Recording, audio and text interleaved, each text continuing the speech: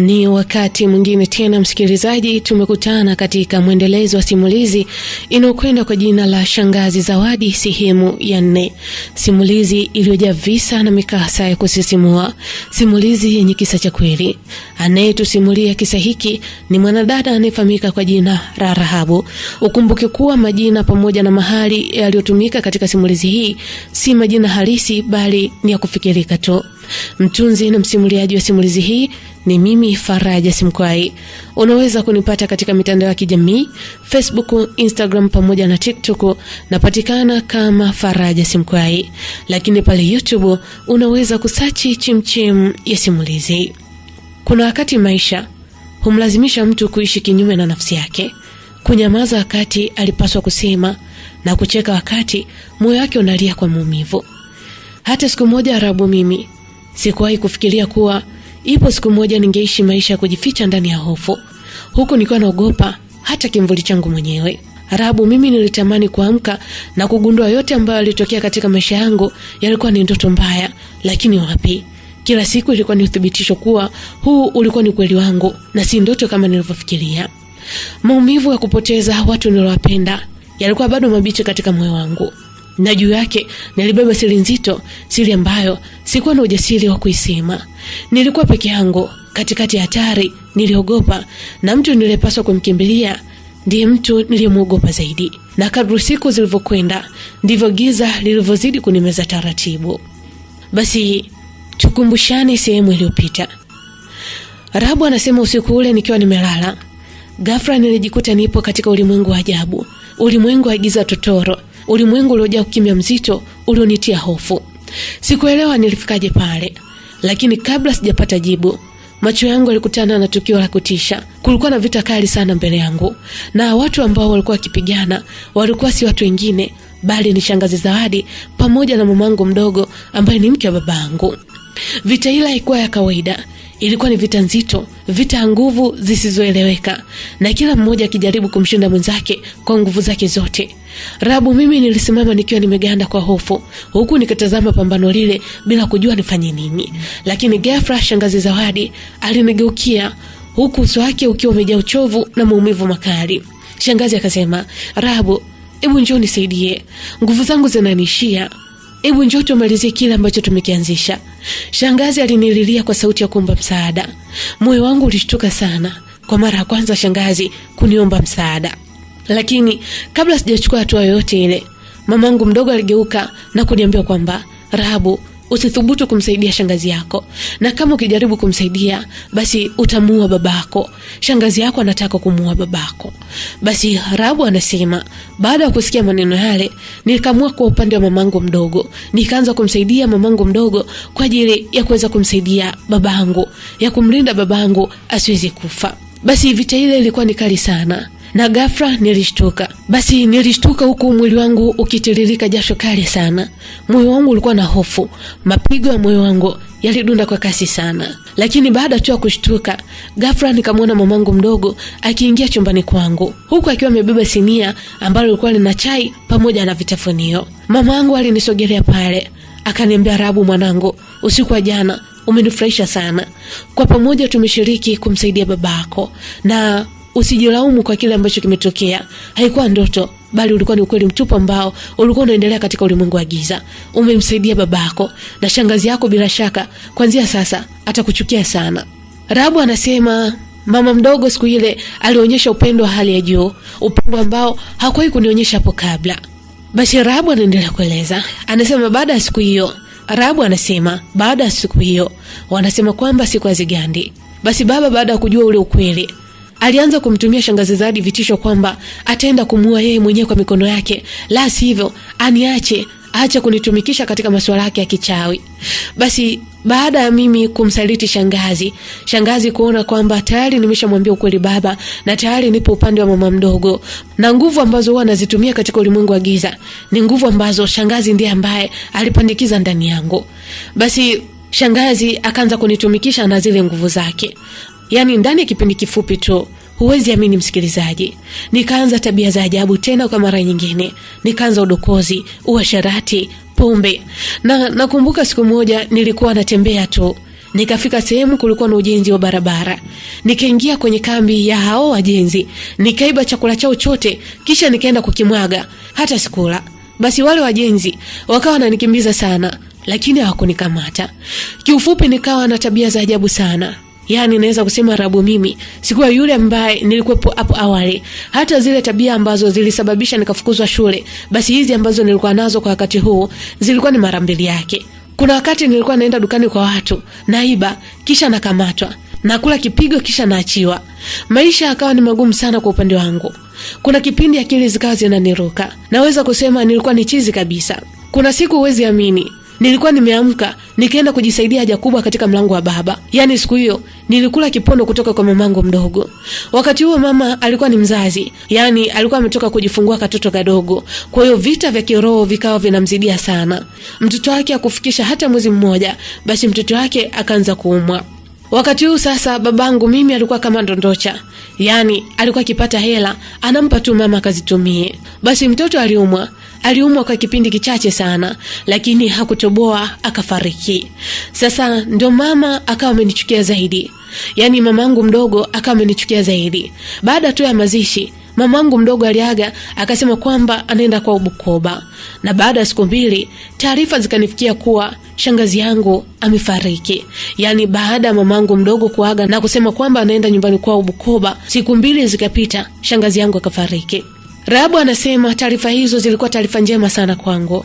Taarifa za kifo cha shangazi yangu zilikuwa ni nzuri mno kwangu. Nikasema shangazi kufa, yani usiende motoni, usiende mbinguni, wala usiende kuzimu. Unatakiwa kufa shangazi. Yani ikiwezekana katika kifo chako usishie kufa tu, ufe tena na tena. Rahabu anasema nilijisemea kimoyomoyo.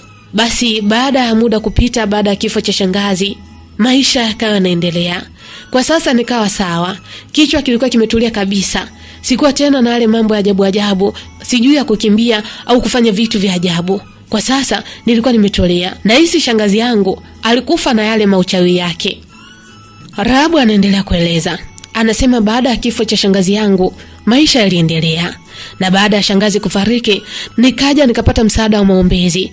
Lile pepo likawa limenitoka, na sasa ndio makucha mamangu mdogo akaamua kuonyesha makucha yake. Rahabu anasema, nakumbuka siku moja mamangu mdogo alinituma nikateke maji mtoni. Na wakati nimerudi na yale maji, mamangu mdogo aliniambia kwamba, Rahabu, hayo maji ni machafu. Unawezaje kuleta maji machafu kiasi hicho? Ina maana uko na sehemu nyingine za kuchota, mpaka uende kuchota sehemu ambazo watu wanafua nguo, ng'ombe zinaogelea au watu wengine wanaogelea? Nikamwambia mama mdogo, nikasema mbona maji ni masafi mama mdogo? Nimechota maji sehemu salama kabisa. Maji ni masafi mama mdogo wangu, na kwa pia kweli. Mama mdogo wangu aliniangalia tu kwa jicho kali sana. Kisha akachukua yale maji, akanimwagia mwilini na kuniambia kwamba, mpuzi mmoja wewe, unaniambiaje? Yani kwamba mimi macho yangu yanadanganya, si ndio? Mimi nakwambia umechota maji machafu afu wewe unaniambiaje?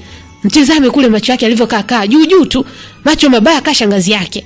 Hebu nenda kachota maji mengine huko. Rahabu anasema mateso yalianza kutoka kwa mamangu mdogo. Basi ilibidi nirudi mtoni kwenda kuchota maji mengine. Lakini nilirudi wakati nikiwa na huzuni sana. Nilikuwa na huzuni sana kurudi tena kuchota maji. Ikabidi nilete maji mengine ambayo mama mdogo alikuwa anasema kwamba labda huenda hayo yakawa masafi. Basi baada ya kufikisha maji nyumbani, mama mdogo alinimwagia yale maji kisha akaniambia, "Hivi wewe Rahabu, unashindwa kuteka maji masafi kweli? Yani hata nikurudisha mara 10, huwezi kuchota maji masafi. Hivi mtoto aina gani? Yani wewe mtoto ni laana tupu. Ndio maana mamako aliuliwa na shangazi yako. Muangalie kule, na bado babako. Nimeshamtoa shangazi yako ambaye alikuwa anajifanya na nguvu zaidi. Subiri utaona." Rahabu anasema wakati huo mimi nilikuwa ni mpole, nilikuwa mnyonge. Na wakati mwingine mateso yalivyozidi, nilikuwa natamani hata lile pepo lirudi. Kwa sababu wakati nilikuwa na pepo lile, nilikuwa sikubali mimi kuonewa. Yani ilikuwa ikifika kipindi nilikuwa nikionewa, lile pepo lilikuwa linapanda na kuanza kumpiga yule ambaye alikuwa ananionea. Nikaanza kujikuta naanza kumkumbuka eti shangazi Zawadi, mtu ambaye amesababisha mambo yote haya. Rahabu anaendelea kusema, anasema ilifika wakati mamangu mdogo akawa ananifanyia vitendo vya unyanyasaji hadi mbele ya babangu. Na nakumbuka siku moja nilikuwa nimetoka kufanya kazi zote. nilikuwa nimetoka kufanya kazi ya kufua, na ukumbuke hapo nilikuwa nimeamka asubuhi. Niliamka asubuhi, nilienda kuteka maji mtoni, nikafanya usafi wa ndani, nikaosha vyombo, kila kitu, nikahakikisha nyumba iko safi, nikapika chai, kila kitu. Na hapo mamangu mdogo akanikusanyia nguo zake pamoja na za baba nitifue, pamoja na nguo nyingi. Kitendo kilichonifanya nichelewe. Basi baada ya kumaliza kufua, niliingia ndani. Nikamwambia mama, nimemaliza kufua, tafadhali naomba nisaidie chakula. Mama aliniangalia kisha akatema mate chini. Akasema, "Puu, wewe Rahabu una kichaa? Yaani mimi nikupe chakula nilichonunua mimi, si ndio? Nikupe chakula alichotafuta mume wangu. Una akili wewe? Unajua chakula kinatafutwa vipi? Yaani vikazi vidogo tu unaanza kujidekeza tu. Si mtoto wa kike wewe. Unashindwa kufanya kazi zako kwa umakini. Yaani ndio kwanza saa 8, eti unasema unaomba chakula." Rahabu anasema, nikamwambia mama, "Lakini nimefanya kazi tangu asubuhi. Nimefanya kila kitu mama. Chai nimepika, nilipokuja kukuomba umeniambia imeisha. Hata chakula mama pia. Njaa inaniuma kweli." Kiukweli baba yangu akaniangalia kwa macho ya huruma. Baba akamgeukia mama mdogo. Ikasema, "Ina maana mama Rahabu, unataka kuniambie mtoto amefanya kazi zote hizo, hujamwachia hata chakula?" Yaani kwa maelezo yake anaeleza kwamba hata chai tu hujampa. "Kwa nini unamfanyia hivi mtoto?" Rahabu anasema yule mama mdogo akaniambia, akasema, "Bwana we, hebu acha kumdekeza huyo mtoto. Ana utoto gani hapo alipo? Akimaliza kufanya kazi zake, maana yake aingie jikoni apike chakula kinachomtosha. Mimi siwezi kumpikia mtu mzima." Rahabu anasema babangu alikasirika sana. Wakati naongea yote hayo, baba alikuwa ametengewa chakula ili ale. Basi kabidi baba achukue kile chakula chake na kunipatia mimi nile. Kitendo hicho kilimuumiza sana mamangu mdogo. Alikasirika sana. Na mama mdogo alikuwa hajapenda kile kitendo cha baba kuchukua chakula chake na kunipatia mimi. Basi baada ya tukio hilo, mamangu mdogo akanyanyuka pale alipokuwa amekaa na kuondoka kwa hasira. Basi baada ya mimi kula chakula na baba kuondoka, mama mdogo alinigombeza sana siku ile. Alinipa maneno makali, maneno ambayo kuna wakati nilishindwa kujizuia. Nilijikuta naumia tu. Ukumbuke kwa wakati huu msikilizaji, nilipata huduma maombezi. Sina tena yale mapepo ambayo nilikuwa napelekeshwa na shangazi. Kwa hiyo nilikuwa ni mpole, nilikuwa ni mnyonge, lakini kuna wakati nilijiona niko mahali sahihi, nipo mikononi mwa Mwenyezi Mungu. Kila kitu nilimwachia Mungu. Basi mama akaniambia, akasema, "Si unajifanya na kimdomo. Sasa sikiliza. Babako saizi ameanza tabia za ovyo ovyo. Ameanza kuwa na tabia mbaya. Kuna wakati anarudi nyumbani, kuna wakati harudi nyumbani. Na kwa ratiba yake, nafikiri leo harudi nyumbani. Kwa hiyo kama babako harudi nyumbani, na wewe una haja ya kulala humu ndani, toka nyumbani kwangu. Toka nisikuone hapa. Changanya mbaliga sasa hivi." Rahabu anasema mama mdogo alinifukuza kama mbwa. Alinifukuza huko akinisukuma. Alinifukuza pasipo kunipa kitu chochote. Alinifukuza pasipo kunipa hata senti 100. Basi ikabidi niondoke niende mtaani. Nikakuta kuna nyumba moja ambayo haijamalizika kujengwa. Ndipo ambapo nikajibanza. Nililia siku ile mpaka usingizi ukanipitia. Nikaja kushtuka, ilikuwa ni usiku. Nilikuwa naamshwa na mtu. Alikuwa ni babangu. Akaniambia, "Rahabu mwanangu, kwa nini umekimbia nyumbani? Nilikwambia sitakuacha peke yako. Mama yako ameniambia kwamba unaogopa kukaa nyumbani kama mimi sipo. Haya, nimerudi babako, twende nyumbani." Rahabu anasema ikabidi tu nimwambie baba. Nikasema, "Baba, mama amekwambia uongo. Kitendo kile cha wewe kunipa chakula pale mchana mbele ya macho ya mama mdogo, kitendo kile kilimkasirisha sana mama mdogo. Amenifokea sana. Amenipiga. Amesema na saizi umeshabadilika sana. Kuna wakati unarudi nyumbani, kuna wakati haurudi. Ameniambia siku usipokuwa unarudi nyumbani, basi na mimi ndio hiyo siku ambayo nitakuwa nalala nje kama wewe ulivyolala nje." Babangu alisikitika sana baada ya kusikia maneno hayo. Akasema, "Rahabu mwanangu, nisamee sana. Najua yote hayo unapitia kwa sababu yangu, lakini vumilia, ipo siku yataisha tu." Basi Rahabu anasema baba akanichukua na kunipeleka nyumbani. Kitendo kile kilizidi kumuuzi mama mdogo. Na tangu siku ile basi babangu akaanza kumchukia mama mdogo. Alimchukia kulingana na vile vitendo ambavyo alikuwa ananifanyia. Basi nakumbuka kuna siku babangu alienda kumpiga mama mdogo kwa ajili yangu kulingana na vitendo ambavyo alikuwa ananifanyia. Yaani sijui niseme nilikuwa ni mjinga au ni utoto au ni huruma niliyojaliwa. Eti nikaenda kumwambia msamaha mamangu mdogo asipigwe na baba. Nikisema, "Baba muache, uenda tu ni shetani alimpitia. Muache, mbona mimi mama ananipenda na mimi nampenda pia. Sema ni vikwazo tu vidogo vidogo ambavyo huwa namfanyia. Ndio maana mama mdogo anashinda kujizuia. Naomba usimuumize baba." Wakati namuombea msamaha, mama mdogo alikuwa ameshapigika mno. Yaani babangu alimpiga kana kwamba alikuwa mfahamu kabisa. Kitendo kile kikafanya mama azidi kunichukia zaidi. Basi baada ya tukio hilo, mamangu mdogo akaamua kunifanyia kitu cha ajabu zaidi. Basi nakumbuka siku hiyo nikiwa nimetoka kufua, nimemaliza kazi zote. Mama mdogo alikuwa ameniandalia chakula kizuri kweli. Yaani mama mdogo ambaye alikuwa ananipa mabaki ya chakula, eti siku ya leo alinipikia pilau pamoja na nyama ya kuku na vinywaji mbalimbali, pembeni kukiwa na matunda. Mamangu mdogo akaniambia, akasema, "Oh mtoto wangu, nakuona umechoka sana. Nisamee sana mtoto wangu. Unajua sijui hata hii chuki imekuja kwa ajili gani. Wakati mimi nakupenda. Haya sasa, kwa saizi nataka tuanze mwanzo mpya. Yaani sitaki nikunyanyase tena na sitaki uniogope tena. Nimekuandalia chakula binti yangu, ishara ya upendo." Rahabu anasema, yaani siku ile uweze amini, mama wangu mdogo alinihudumia vizuri sana. Yaani alinihudumia mpaka nilishangaa. Kumbe mama mdogo alikuwa na laki jambo. Basi nikala kile chakula. Nilikula mpaka nikashiba. Sasa wakati nimeshiba, chakula kile kikiwa kimebaki kidogo, mtoto wake alikuja pale na kuanza kuniangalia, huku akiwa anasema, "Dada, naomba chakula." Basi ile nataka tu kumpa chakula, mama yangu mdogo alitoka huko alikotoka, alipiga kofi mkono wangu, kile chakula kilimwagika chini. Mama yangu mdogo akaanza kufoka. Akaniambia, "Wewe Rahabu, unampaje mtoto chakula? Huyu mtoto ameshashiba. Wewe unafikiri ningeanza kukupa chakula wewe kabla ya kumpa mtoto wangu?" Nikamwambia, "Sawa mama, lakini ilikuwa ina haja wewe kupiga chakula mpaka kimwagike. Ungeniambia tu kwa upole." Mama mdogo akasema, "Oh, samahani, si unajua mdogo wako, yaani akishiba sana atanisumbua sana." Basi Rahabu anasema, chakula hicho nilipewa mida ya jioni. Basi usiku ulipofika, ikabidi niende zangu kulala. Basi wakati nimeenda kulala, usiku tumbo likaanza kunikoroma. Tumbo likaanza kuvuruga. Nikatoka nikaenda chooni. Wakati huo nakumbuka ilikuwa ni saa 8 au saa 9 usiku. Na nilipoenda chooni, choo kilikuwa kinatoka na damu. Niliogopa sana. Nikarudi ndani. Na baada ya muda, tumbo likaanza tena kukoroga. Kwa awamu hii ilikuwa ni mbaya zaidi. Maana nilikuwa nahisi moto unawaka tumboni. Nikaanza kulia mwenyewe. Nikawa nalia huko na jinyonga nyonga. Basi ikabidi nijivute nitoke sebleni. Nikawa naita, "Baba, baba, baba toka nje na kufa. Baba." Na kwa bahati mbaya, baba siku hiyo alikuwa hajarudi nyumbani. Nikamuita baba pasipo mafanikio. Nikaanza kumuita mama. Nikasema, "Mama tafadhali, naomba utoke nje. Nakufa mamangu. Mama toka nje, hali ni mbaya."